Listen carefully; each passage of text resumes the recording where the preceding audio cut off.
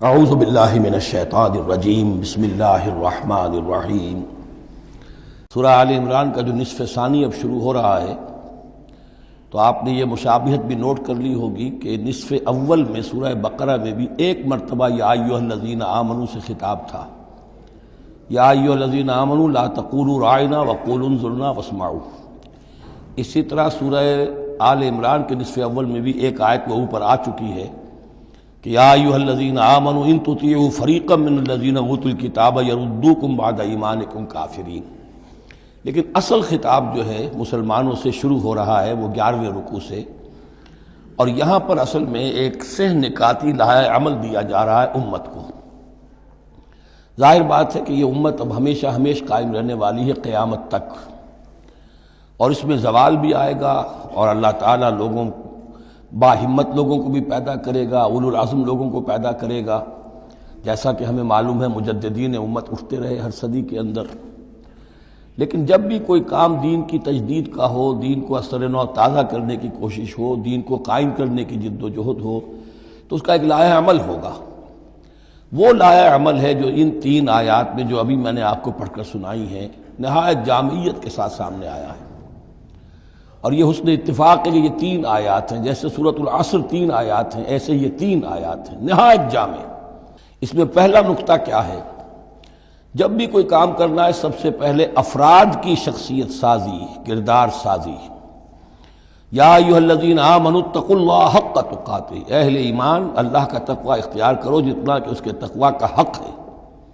ولا تموتن الا وانتم مسلمون، اور دیکھنا ہرگز موت نہ آنے پائے مگر فرما برداری کی حالت میں۔ یہ سب سے گاڑھی آیت ہے قرآن مجید میں تقوی کی تلقین کے لیے۔ اللہ کا حق جتنا ہے اتنا تقوی۔ اس پر صحابہ گھبرا گئے کہ یا رسول اللہ کا حق کون ادا کر سکتا ہے؟ پھر جب آیت اتری ہے سورہ تغابن کی کہ فاتقوا اللہ ما استطعتم، اپنی امکانی حد تک تقوی اختیار کرو، تب ان کی جان میں جان آئی۔ ساتھ ہی ہے کہ مت مرنا مگر حالت فرما برداری میں۔ کیا معنی ہے؟ کوئی پتہ نہیں کس لمحے موت آ جائے، کوئی لمحہ نافرمانی میں نہ گزرے، مبادا موت کا ہاتھ اسی وقت آ کر تمہیں دبوچ لے۔ اس طرح کی شخصیتیں اگر پہلے نہ بنی ہوں تو کوئی کام نہیں ہو سکتا۔ پہلے کردار سازی افراد کی۔ اب جب یہ کردار سازی ہو، دوسرا مرحلہ کیا ہے؟ وَاعْتَصِمُوا بِحَبْلِ اللَّهِ جَمِيعًا وَلَا تَفَرَّقُوا، ایک اجتماعیت اختیار کرو، اللہ کی رسی کو مضبوطی سے تھام لو، مل جل کر، اور تفرقے میں مت پڑو۔ یہاں چونکہ اس سے پہلے جو رکوع ختم ہوا ہے وَمَن يَعْتَصِم بِاللَّهِ، جو اللہ تعالیٰ سے چمٹ جائے، اللہ کی حفاظت میں آ جائے، فَقَدْ هُدِیَ إِلَىٰ صِرَاطٍ مُسْتَقِيمٍ۔ اور سورہ حج کی آخری آیت میں بھی یہ لفظ آیا ہے فَأَقِیمُوا الصَّلَاةَ وَآتُوا الزَّکَاةَ وَاعْتَصِمُوا بِاللَّهِ۔ اب اللہ کی حفاظت میں کیسے آئے؟ اللہ سے کیسے چمٹے؟ اس کے لیے فرمایا وَاعْتَصِمُوا بِحَبْلِ اللَّهِ، اللہ کی رسی سے چمٹ جاؤ، اللہ کی رسی کو مضبوطی سے تھام لو۔ اور یہ اللہ کی رسی کون سی ہے؟ متعدد احادیث کے ذریعے سے واضح ہوتا ہے کہ یہ ہے قرآن۔ ایک طرف ہے انسان میں تقوی، ایک طرف اس میں علم آنا چاہیے، قرآن کا فہم پیدا ہونا چاہیے، قرآن کے نظریات کو سمجھنا چاہیے، قرآن کی حکمت کو سمجھنا چاہیے۔ انسانوں میں اجتماعیت جو ہے وہ جانوروں کے گلوں کی طرح نہیں ہو سکتی کہ بھیڑ بکریوں کا ایک بڑا ریوڑ ہے اور ایک چرواہا جو ہے وہ لکڑی لے کر ان کو سب کو ایک ڈسپلن میں لیے ہوئے ہے۔ انسانوں کو جمع کرنا ہے تو ان کے ذہن ایک بنانے ہوں گے، ان کی سوچ ایک بنانی ہوگی۔ یہ حیوان عاقل ہے، یہ باشعور لوگ ہیں، ان کی سوچ ایک ہو، نظریات ایک ہو، مقاصد ایک ہو، ہم آہنگی ہو، نقطہ نظر ایک ہو، تبھی تو یہ جمع ہوں گے۔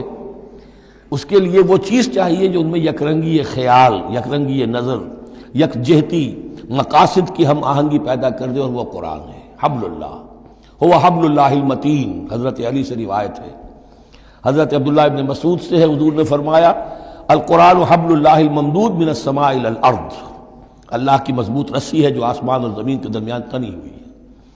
ایک اور حدیث میں فرمایا فاستبشروا فإن طرفه بأيديكم وطرفه بيد الله، خوشیاں مناؤ، یہ قرآن ایسی شے ہے کہ جس کا ایک سرا تمہارے ہاتھ میں، ایک سرا اللہ کے ہاتھ میں۔ تو تقرب الی اللہ کا ذریعہ بھی قرآن، اور آپس میں تمہیں جوڑ کر رکھنے کا ذریعہ بھی قرآن۔ یہی وجہ ہے کہ ہماری ساری یہ تحریک جو ہے میری، اس کا اصل جو منبع ہے، سر چشمہ ہے، اس کا مبنی ہے، مدار ہے، وہ دعوت رجوع القرآن۔ پوری زندگی میں نے اپنی الحمدللہ کھپائی ہے اس کام میں۔ اسی کے ذریعے سے انجمن خدام القرآن اور قرآن اکیڈمیز، پھر 1 ایئر کورس، نوجوان جو ہیں تعلیم یافتہ لوگ ہیں، وہ پی ایچ ڈی بھی کر چکے ہیں، وہ ڈاکٹر بھی بن گئے ہیں، وہ انجینئر بھی ہیں، لیکن دین کی طرف سے جاہل ہیں، قرآن سمجھ نہیں سکتے۔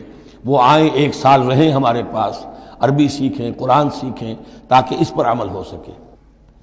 تو دوسرا نقطہ ہوا وَاعْتَصِمُوا بِحَبْلِ اللَّهِ جَمِيعًا وَلَا تَفَرَّقُوا وَاذْكُرُوا نِعْمَتَ اللَّهِ عَلَيْكُمْ إِذْ كُنْتُمْ أَعْدَاءً، اور ذرا یاد کرو جو اللہ کا انعام تم پر ہوا کہ تم تو ایک دوسرے کے دشمن تھے۔ فَأَلَّفَ بَيْنَ قُلُوبِكُمْ، تو اللہ نے تمہارے دلوں کے اندر الفت پیدا کر دی۔ فَأَصْبَحْتُمْ بِنِعْمَتِهِ إِخْوَانًا، تم اللہ کے فضل و کرم سے بھائی بھائی بن گئے۔ یہ یہاں گویا کہ اولین مخاطب یہاں انصار ہیں۔ ان کے جو 2 قبیلے تھے اوس اور خزرج، وہ آپس میں لڑتے آ رہے تھے 100 برس سے، خاندانی دشمنیاں چلی آ رہی تھی، قتل کے بعد قتل، ادھر کا قتل ادھر کا قتل۔ لیکن اب جب یہ ایمان آیا، اللہ کی کتاب آ گئی، محمد رسول اللہ آ گئے، تو اب وہ شیر و شکر ہو گئے، ان کے جھگڑے ختم ہو گئے۔ اس طرح پورے عرب کے اندر غارت گری ہوتی تھی، اسے دارالامن بنا دیا۔ وَكُنْتُمْ عَلَىٰ شَفَا حُفْرَةٍ مِّنَ النَّارِ، اور تم تو آگ کے ایک گڑھے کے کنارے تک پہنچ گئے تھے، بس اس میں گرنے والے تھے۔ فَأَنْقَذَكُم مِّنْهَا، تو اللہ نے اس سے تمہیں نکال لیا اور بچا لیا۔ كَذَلِكَ يُبَيِّنُ اللَّهُ لَكُمْ آيَاتِهِ لَعَلَّكُمْ تَهْتَدُونَ، اس طرح اللہ تعالیٰ اپنی آیات تمہارے لیے واضح کر رہا ہے تاکہ تم راہ پاؤ، صحیح راہ پر قائم رہو۔ یہ 2 نقطے ہو گئے۔ پہلے افراد کے کردار کی تعمیر، تقوی اور تابعداری، فرما برداری، پھر جمعیت، تنظیم، جماعت، اور اس کے لیے جو معنوی جو اس کے لیے ہے، جو محور ہے اس تنظیم کا، وہ معنوی محور کیا ہے؟ قرآن مجید، حبل اللہ، اعتصامش کن کہ حبل اللہ اوست، مضبوطی سے تھامو، اس کو علامہ اقبال کہتے ہیں قرآن کو، حبل اللہ یہ ہے۔ اب یہ جو حبل اللہ، اور جو اس کے لیے ظاہری شکل بنے گی، وہ بھی اس صورت میں ہم پڑھ چکے ہیں، من انصاری اللہ، کہ کوئی اللہ کا بندہ کھڑا ہو اور کہے کہ میں تو اس راستے پر چل رہا ہوں، اب کون ہے جو میرے ساتھ آتا ہے اور میرا مددگار بنتا ہے۔ اب ایسی جمعیت جو وجود میں آئی وہ کیا کرے گی؟ یہ تیسری آیت اہم ترین ہے۔ وَلْتَكُن مِّنكُمْ أُمَّةٌ يَدْعُونَ إِلَى الْخَيْرِ وَيَأْمُرُونَ بِالْمَعْرُوفِ وَيَنْهَوْنَ عَنِ الْمُنكَرِ، سے نکاتی پھر آ گیا۔ تیسرے میں 3 کام، یہ جماعت کے کرنے کے کام صرف 3 ہیں۔ دعوت خیر، دعوت الى الخیر، اور سب سے بڑا خیر یہ قرآن ہے۔ یامرون بالمعروف، نیکی کا حکم دیتے رہیں، وینہون عن المنکر، اور بدی سے روکتے رہیں، واولئک هم المفلحون، اور یہی لوگ ہیں جو فلاح پانے والے ہیں۔ ولتکن منکم امۃ، تم میں سے ایک ایسی امت وجود میں آنی چاہیے، منکم ہے، گویا کہ ایک بڑی امت ہے امت مسلمہ، وہ تو اب 150 کروڑ ہیں یا 140 یا 130 کروڑ ہیں، سوئے ہوئے ہیں، اپنے منصب کو بھولے ہوئے ہیں، دین سے دور ہیں۔ تو اب اس امت کے اندر چھوٹی امت بنے، ایک جماعت بنے، وہ جماعت اپنے ذمے یہ کام لے لے، جاگو اور جگاؤ، جو ہمدرد کا ایک جو نعرہ ہے کہ اب جاگو اور جگاؤ، اللہ نے تمہیں جاگنے کی صلاحیت دے دی، اب اوروں کو جگاؤ، اور اس کے لیے طاقت فراہم کرو، ایک جماعت بناؤ۔ وَلْتَكُن مِّنكُمْ أُمَّةٌ يَدْعُونَ إِلَى الْخَيْرِ وَيَأْمُرُونَ بِالْمَعْرُوفِ وَيَنْهَوْنَ عَنِ الْمُنكَرِ وَأُولَٰئِكَ هُمُ الْمُفْلِحُونَ، یہی لوگ فلاح پانے والے ہیں۔ وہ بڑی امت کروڑوں کی جو ہے، جو یہ کام نہیں کرتی، وہ فلاح کی امید میں اگر ہے اور نجات کی امید میں ہے تو ایک امید موہوم ہے۔ فلاح پانے والے صرف یہ لوگ ہوں گے، اولئک هم المفلحون۔ اب اسی میں آگے چل کر میں نے جو منہج انقلاب نبوی ہے اس میں یہ بات واضح کی ہے کہ جب کوئی انقلاب کے لیے آخری اقدام ہوگا وہ بھی نہی عن المنکر بالید، اس لیے کہ حدیث میں حضور نے نہی عن المنکر کے 3 مرتبے بیان کیے ہیں۔ ابو سعید خدری رضی اللہ عنہ سے روایت ہے، من رآ منکم منکرا فلیغیرہ بیدہ فإن لم یستطع فبلسانہ فإن لم یستطع فبقلبہ وذلک اضعف الایمان، رواہ مسلم رحمہ اللہ۔ تم میں سے کوئی شخص کسی منکر کو دیکھے، اس کا فرض ہے اسے طاقت سے، زور سے، ہاتھ سے بند کرے، روکے، بدلے۔ اگر اس کی طاقت نہیں ہے تو زبان سے تو کہے، اس کی بھی ہمت نہیں ہے تو دل میں نفرت ضرور رکھے، اور یہ ایمان کا کمزور ترین درجہ ہے۔ نفرت بھی ختم ہو گئی، وائے ناکامی متائے کارواں جاتا رہا، کارواں کے دل سے احساس زیاں جاتا رہا، تو اب کوئی ایمان نہیں۔ ہاں دل میں نفرت ہے تو اگلا قدم اٹھاؤ، زبان سے کہنا شروع کرو، بھائی یہ چیز غلط ہے، یہ حرام ہے، یا اللہ نے اس کو حرام ٹھہرایا ہے، مت یہ کام کرو۔ لیکن ساتھ ہی اپنی طاقت بناتے جاؤ، ایک جماعت بناؤ، قوت بناؤ۔ جب وہ طاقت ہو جائے اب کہو کہ اب یہ نہیں کرنے دیں گے، پھر وہ ہوگا نہیں منکر بالید، طاقت کے ساتھ۔ یہ ہوگا انقلاب کا جو ہے آخری مرحلہ۔ تو یہ 3 آیتوں کے اندر عظیم ہدایت ہے، پورا لایا عمل ہے، اسی میں منہج انقلاب نبوی کا جو آخری اقدامی عمل ہے وہ بھی پوشیدہ ہے۔